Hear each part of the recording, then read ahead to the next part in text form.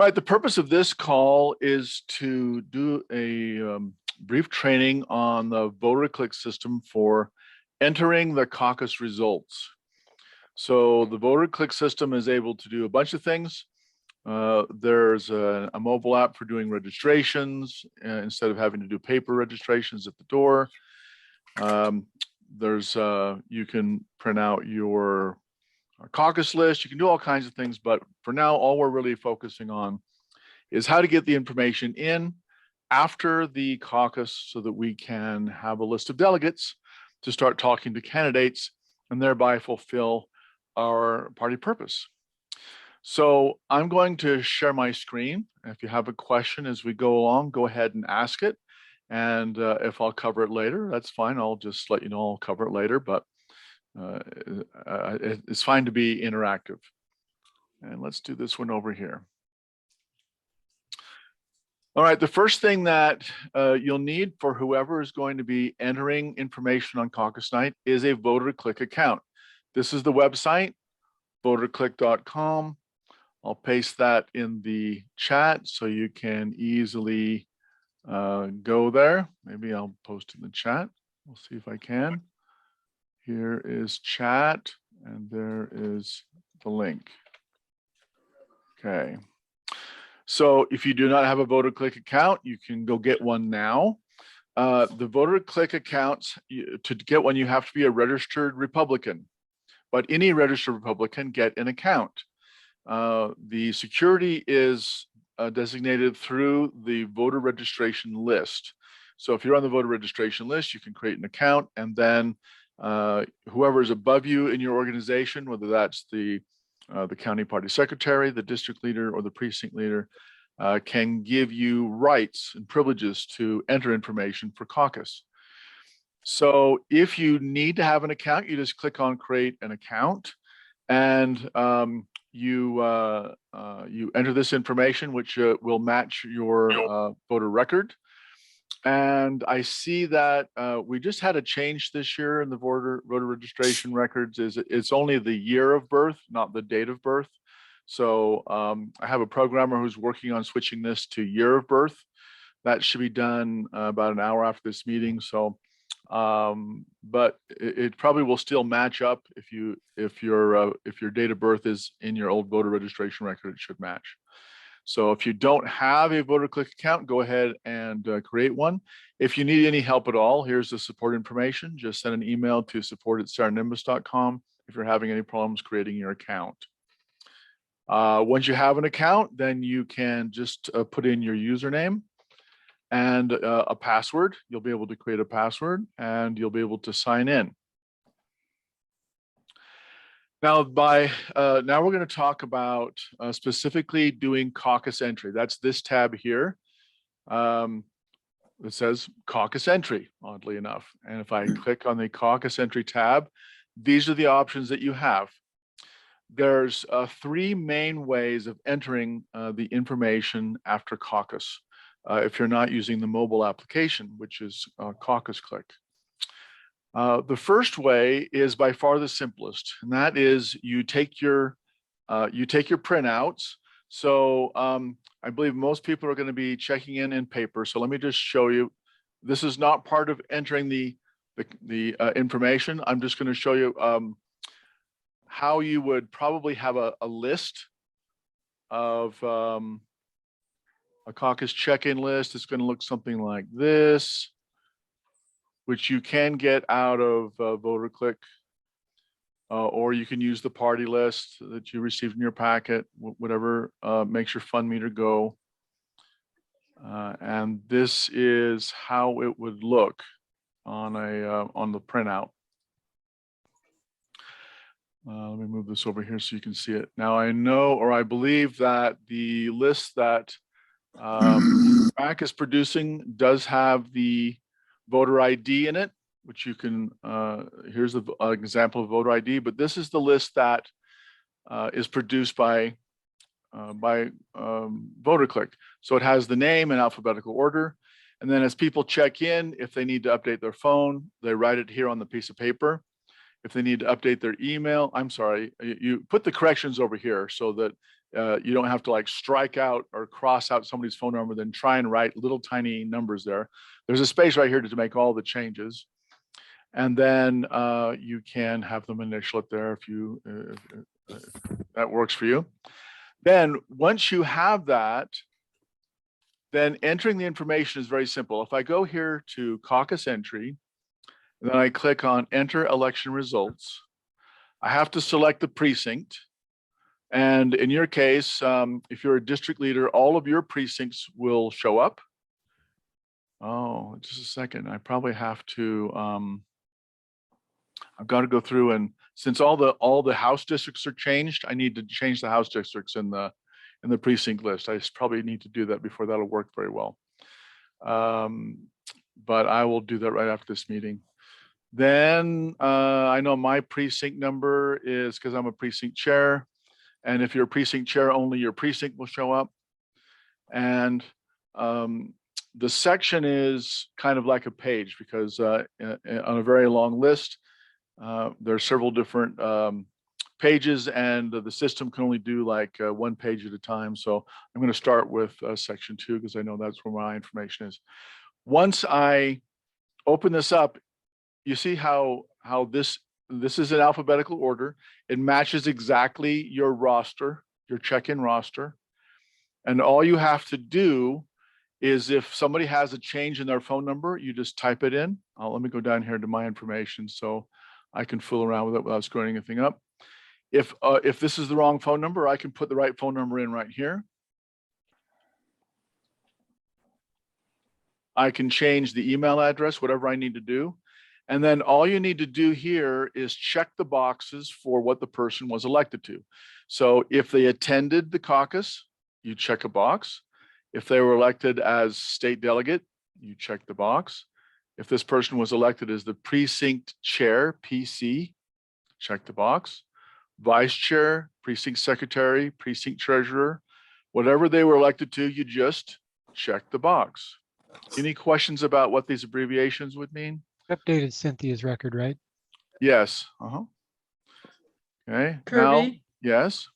I had a question. So if I were going and inputting attendance through all those, and then I was looking at the separate sheet that had my results for state and delegate and precinct chair, can I go back and add that Cynthia is also as, That's and that right. won't mess anything up? It won't. It will never duplicate information, and it will only update.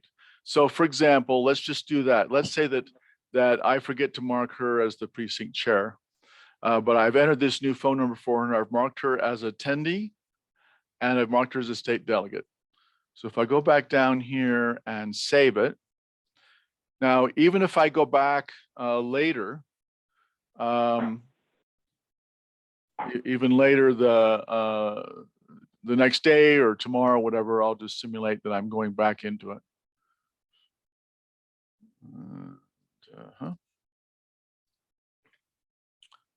And remember, you have to put in different section numbers until you get to the end of it. But now if I go down here to Cynthia's record,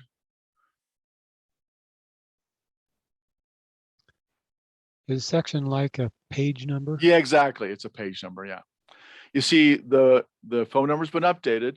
She's been marked as an attendee and a state delegate. But I forgot to mark her as precinct chair. I can just go ahead and do that now. And if I save that, she'll be a precinct chair. Okay. So this is really the fastest way if you're just going down the list and wanting to mark it. If you've got your little sheet of who got elected and you just want to go in and find it alphabetically, this is super fast to do. Any questions about this method, which is basically just going in and using this online form to enter your changes? Check the boxes, save it, go to the next section, go to the next section until you get to the end of the list and you're done. You should be able to go ahead. So this will convey the election results back to the party. We don't need to turn in a piece of paper. That's not necessarily true. I always like to turn in the paper because that is the legal document that indicates the results of the election. Right? That's what is verifiable. So there have Okay. been cases back when I was the secretary where there was a dispute. People didn't remember the election in a certain precinct. You know, some people thought this person was elected. Some people thought this person was elected. We went back to the signed document because we had scanned them all in, and we were able to definitively and verifiably show who was elected. So yes, turn in the paper. Very good. But if you do this, then there doesn't have to be any other data entry. You're basically done. Okay. Not only for the election results, but for the attendees. Correct? Exactly. Yeah, exactly. Perfect. Do update the contact information because that's extremely valuable to the party is to get current contact information. All right. So that's the first way. That is the very easiest way. Kirby. Yes, ma'am. Sorry. What about people who register to vote that night? Is there a way to add them to the list? Yes, I will show that in just a minute. The second way is by uploading a spreadsheet. Now, I really don't know why you would do this. I had this, Davis County asked for this like in the last cycle because they were transitioning from a different system into VoterClick. And so they wanted to be able to, their system output a spreadsheet and they wanted to be able to update it. So if you want to put your information on a spreadsheet, this is the format, and I can send the link out or send a copy of it. These headings have to be exactly in this order, but you can just put the precinct, you can put the voter ID, and then you can just mark the columns that applies to that person. And you can upload that spreadsheet and it will update the records. If you want to use this to add voters, you can do it. You have to put the precinct, you put the name and contact information, leave the voter ID blank. It will create a new voter for that person. So there might be an advantage in using this if you have a lot of new voters, like during the Trump, there was a lot of new, the Trump year, there was a lot of new voters. Like we had 40,000 new voter registrations throughout the county. So I will send out the template, and it's just an Excel file. And if you, anything that you want to upload, you can just do that in your spreadsheet. Then you go over here and you say upload election results. And then you select your county, which in your case, you'll only have Utah. I have all the counties because I have, like a state administrator thing.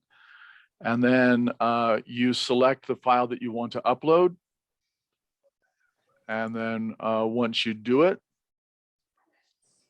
it will give you kind of a summary of who was uploaded, whatever information was uploaded, and then you're done with it. Now, the third way is, and this is also the way that you use to add new people.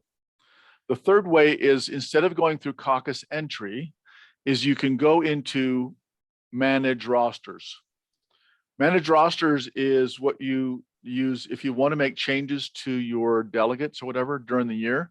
I don't know what Karen's policy is, but VoterClick is set up so that, for example, you as district leaders, you can manage your own delegates. Or if you want precinct chairs to go in and, if there's, this is very handy, especially before a convention, where you just say to the precinct chairs, okay, once you, if you need to replace someone, go ahead and put it right into VoterClick. Anytime a precinct officer or delegate is replaced, it sends you an email. It notifies you as the district leader. It notifies whoever the new delegate is. It notifies whoever the delegate was. It also notifies the county party chair, secretary. So there's complete transparency and accountability. There's a record kept of all changes and who made them. So it's completely traceable. But so for entering the information, again, you will not have all these. I just have all these choices because I have, a statewide credential. You will have a list of only the precinct or chat or legislative district. Yes, you have all the precincts that are in your legislative district. As soon as I go in and update that list, the precinct list, because we have all new precincts and I haven't updated which precincts are in which House district. So I'm going to have to get that from somebody or look it up. All right, so this is my precinct. Notice that I can see all the leadership in my precinct. I've got everybody who's a delegate. I've got everybody who's an officer of the precinct or whatever. Notice that, you remember we just put in Cynthia Heron as a precinct chair and a state delegate and a county delegate, all those things, all that's reflected here. Okay, so if you need to change any of this ever, you just go over here to edit. And so, for example, I'm just going to take everything off of Cynthia because she's not really a precinct chair. And this is all Cynthia's information. If I would need to update her phone or address, I can do it right here. Like if somebody says, hey, I just changed my email, could you put this in? There's a place to put in, again, you don't have to do this when you're entering the caucus election results, but during the year, if you ever make a change, you would go in here to explain, so-and-so sent me a letter, of resignation because they're moving out of state, whatever. And then that goes in the history, and then we can know exactly why these changes are being made. All you have to do is uncheck the things that you want to remove from the person from, and check the boxes that you want to add them to. So for example, if the person's a county delegate, then you go down here to a county delegate and you click that box, and then that's what they'll be. As soon as I go down here and click on, I should probably take them out of the central committee, click on update information. Now you'll notice that Cynthia no longer appears in this list of leadership because we basically removed all of her positions. So this is all leadership. Now, if you can also use this to update people as being elected one by one, and you can also add new voters. So let me show you both of those. So if I have my list of people who are elected as delegates, I would go up here to find a voter, and I would put in the last name of the person who was elected, and it will show me the choices that have that name in the precinct, and it was Cynthia. And then I have exactly the same form. I can go in here and mark her as a county delegate, okay, or whatever. And then as soon as I save that, let's just go ahead and add her as a county delegate elected. As soon as I save it, now she'll show up on the list as county delegate. So if you just have if you don't want to worry about going through the whole list of all the attendees and everything, if you don't want to go through that screen, that's fine. Take your list of who was elected, go to manage rosters, enter the precinct. It has to be done precinct by precinct. You can't just do it because we have to identify people by precinct. And then you go one by one, identify the person, and then mark them as being elected. Any questions about that so far? If I do have a question. Yes, sir. If you go in on the original marking on your list, and you click that spot for delegate or for whatever it may be, do you still have to go into section 3 to enter additional data? So we're looking at this page, right?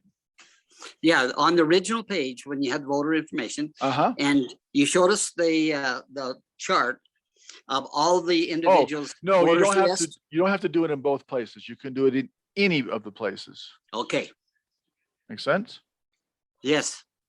But the new voters do have to go here because you can't put them on the others list. Exactly. Yeah. So let me show you. So you can there's two ways to do the new voters. One is to use the spreadsheet, which I showed you. The second way is to go back to right here where it says add a new voter registration.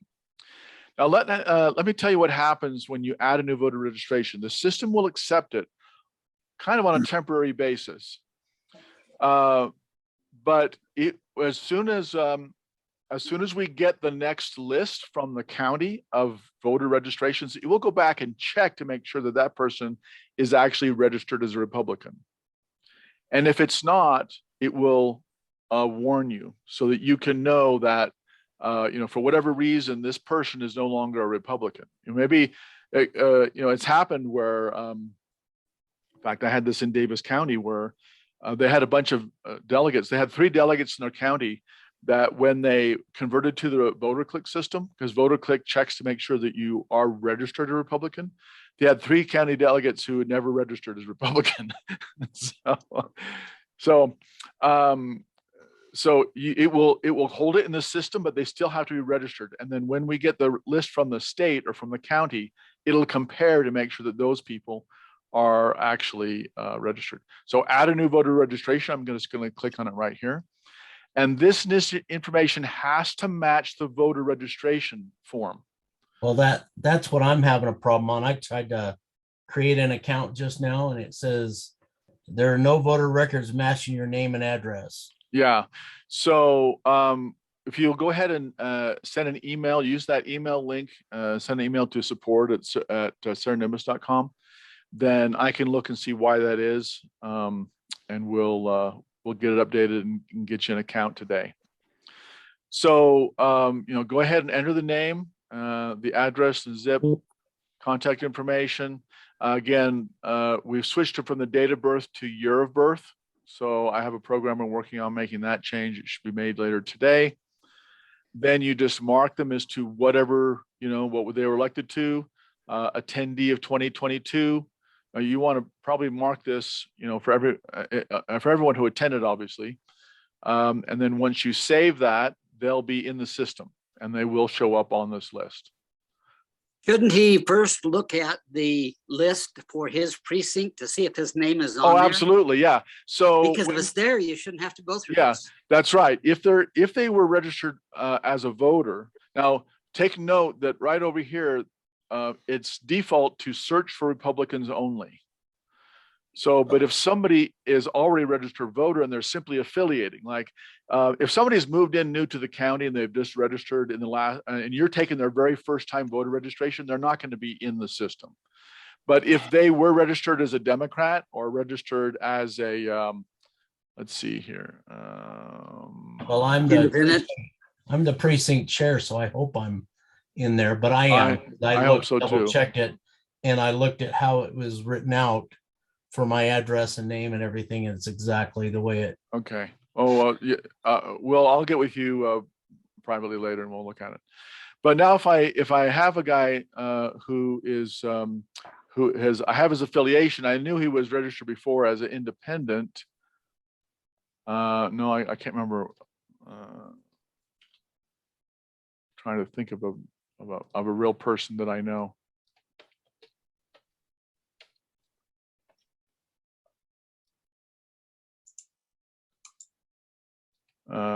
Here's some.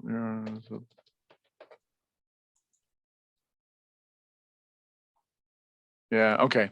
So, but I can't think of any names right now. But if you uncheck this search Republicans only, and then it'll pull up unaffiliated Democrats, everybody, not just Republicans. Okay. All right. So again, the easiest way to do Caucus Entry is go to Caucus Entry, enter election results, and just use this online form. Remember that the section number is like a page number, so you have to start with section 1 and then work through the list until you get to the end. Okay, super simple. Check the boxes, save it. You can look at it again. Now, and then the upload the spreadsheet, which you can use to either update who's elected or add new voters. Then the third way is to go into manage rosters and go into your precinct, select your precinct here, or go into the precinct that you're entering, and you will see the list of precincts. Okay, then you have this way, and you can use the find a voter or add a new voter registration. Now, once all that's done, any questions about any of those methods yet? All right. Sorry, Kirby, if I have a new voter that I'm adding here and it doesn't, right, we're not typing in the name right or whatever, it's not working, will it accept it, like you said, temporarily, and I can move on? Yes.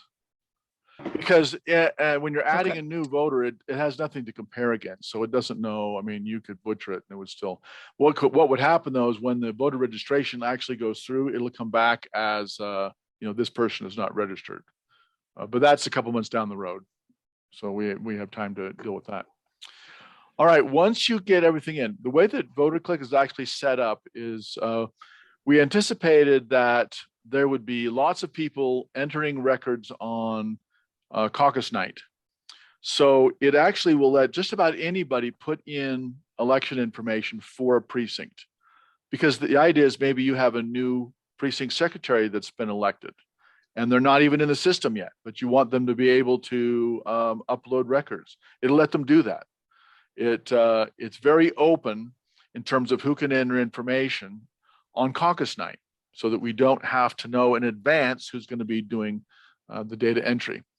So there's a step here that has to be done, which is verify election results. And this does require a person with authority.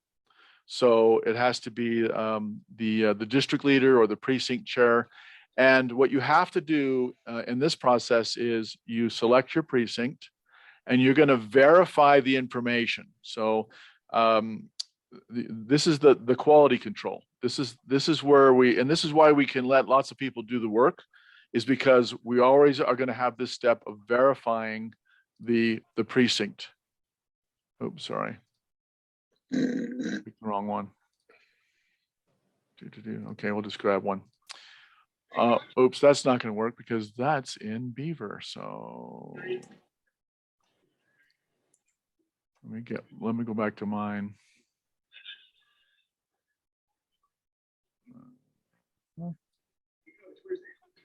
Okay, so you've seen this before, right? This is the when you're in this verification mode, you can still make changes, you can edit these, you can do whatever you want. Once you have verified that this is correct, you're going to click on verification complete, lock the precinct. Once this is locked, it will no longer allow just anybody to go in and update it. It will no longer accept spreadsheet updates. It will no longer allow any of the caucus entry stuff. This basically gets control of the precinct. It says, this is now correct and it's locked. You can still go in and correct it. The party secretary can still go in and correct it. And if allowed, the precinct chairs can go in and correct it. But those people all have to have authorization. So this verification process has to be completed for each precinct. And that's how we know that it's been verified by a responsible person. Any questions about that? How do I get that control? Which control? Do you get the control to lock it? Right. Well, let's take a look. If I go in here to rosters and I look at Utah County,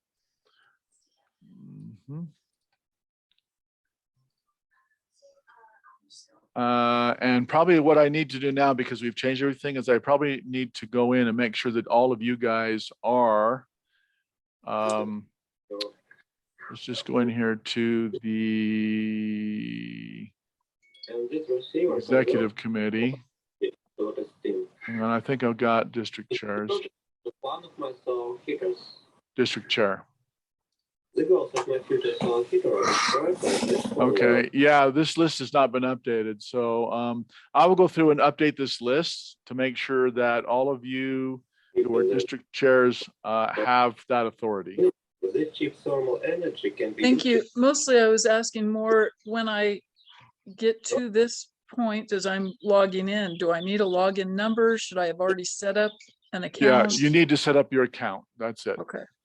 24 hours a day. Okay, I'm just going to mute a few folks here because The second idea for the production of our chips. sorry. Somewhere here, someone's not on mute that needs to be. Details in other videos of my YouTube channel. Probably on here. Okay, you got it taken care of, so thank you. Okay, good. Any other questions? Kirby, some of us are vice chairs, the chair having gone by the board. How do we get those bona fides for a chair, a new Yeah. chair? Is the list on the website accurate? Probably isn't, right? I'll get the current roster from Karen, and I will get everybody set up today, and then I will email a note saying, okay, please, you should be able to go in now that you've been set up. Kirby, Karen sent me an email that had an attachment that said it was a black background and it had a spreadsheet on it and it just said enter caucus results. I would rather just fill that out. That just seems easier, and then I could just email that to someone like Karen or whatever. Well, sure, it's always easier to have someone else do the work, but you can do whatever Mac and Karen are willing to do, then do that. That's fine. So, because I don't know don't that send I'm it to, gonna don't have send the it to authority me. on this website. Yeah. I literally am a volunteer, like no one in my area. I just don't think I have the authority to make changes on your program because I literally just a volunteer hosting this. Perfect. Who's speaking? My name is Crystal Hovey. And Crystal Hovey, are you volunteering to as a precinct caucus host or as a district leader? No, I'm volunteering to host caucus for my precinct. Okay, for your precinct. Okay, so who's the district leader for your area? I am Bob Bennett. Okay, Bob. So Bob, you can work with Crystal to help her get her information in, or you can go in just the same way that I showed you how to enter the caucus information. You can make her the temporary precinct chair, and then she'll have the ability to enter the information for her own precinct. So that's actually what I plan to do, was make all the individuals who are hosting, who are not already on the list, make them chair, or take the vice chair and make them the chair. And just have them watch this video and you're basically home free. All right. So the way VoterClick works is you have control over the people below your level of organization. So if you're a district chair, you can make changes in any precinct in the district.